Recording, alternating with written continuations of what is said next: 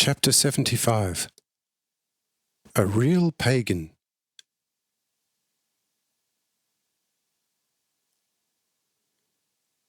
After this clever heathen conversation, both are silent, Uran and Helena, and wait for courage that at least Helena should possess for the intended speech with Mathael about speaking to me on their behalf. But the longer both wait, the more concerns enter their minds, and these hinder the courage that should come, instead of enlivening it and strengthening it. Both notice the magnificence of the evening, it is true, but constantly with some fear, for the fabulous light of the false sun, the foreign little cultivated place, the extraordinary deeds, and my presence give both their minds no peace in which they can enjoy the rest of the evening. When Mathael notices such things, he goes up to Uran and says, "Friend, you are not cheerful, and your most beautiful daughter looks somewhat ill.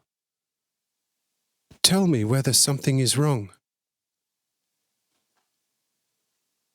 Uran says quite secretly to Helena, "He's got us. Only be clever now, right, true and just.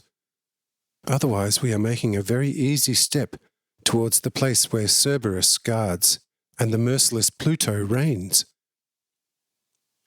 Speak little and slowly. Consider every word. Otherwise we are lost."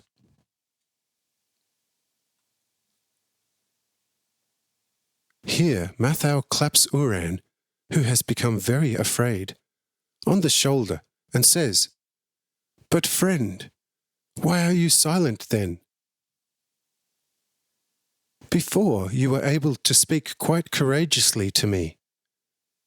What has gone through your mind then all at once?"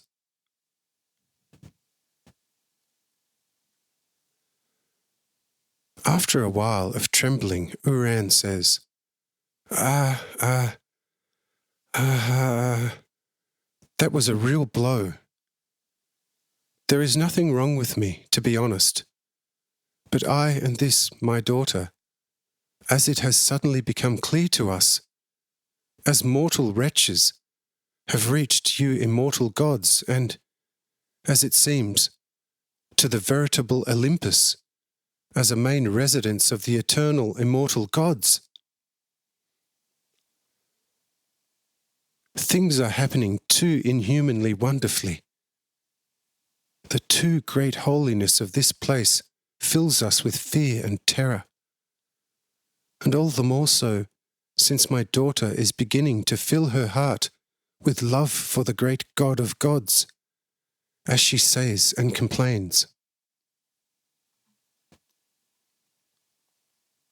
According to our Greek laws of the gods, such a love is one of the worst crimes against the unlimited holiness of the gods, particularly against the unknown, very highest God of all gods. My poor daughter, however, cannot defend herself any longer against such a love.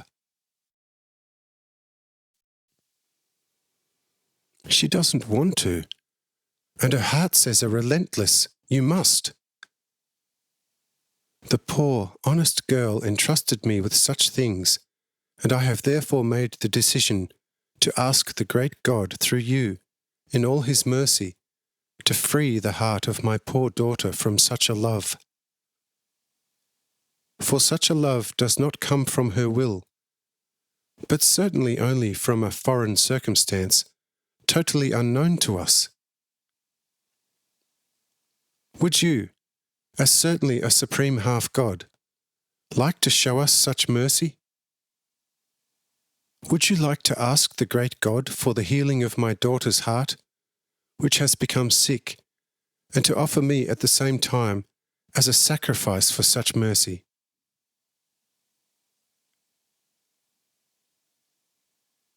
That brings our Mathael to a benevolent, sympathetic smile for the first time since his recovery. And he says then to Oran, "You are a genuine pagan and as pure as possible.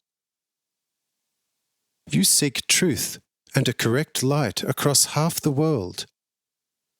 And when you find it, you can't recognize it out of a sheer pagan foolishness. I tell you that I pity you very much and regret your short-sightedness right from the heart. But I hope that there will soon be an end to your old stupidity.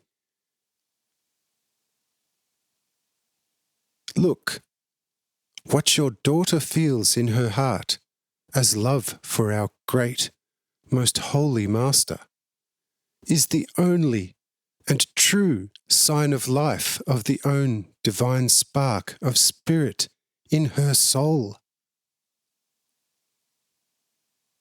If this spark becomes a flame in her breast, only then will she fully recognize the single, true, eternal divinity of Him who now has created and animated this spark in her otherwise purest heart.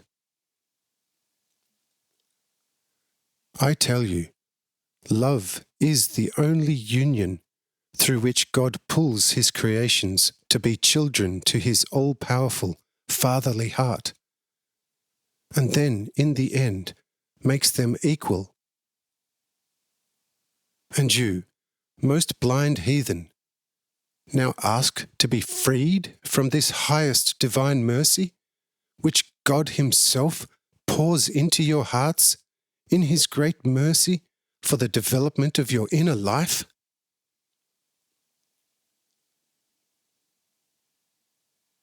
Leave your old foolishness and become a person for whom it is possible to receive life in one's self, and from the strength given to him by God, to truly recognize oneself and God, and thereby enter true, eternal happiness.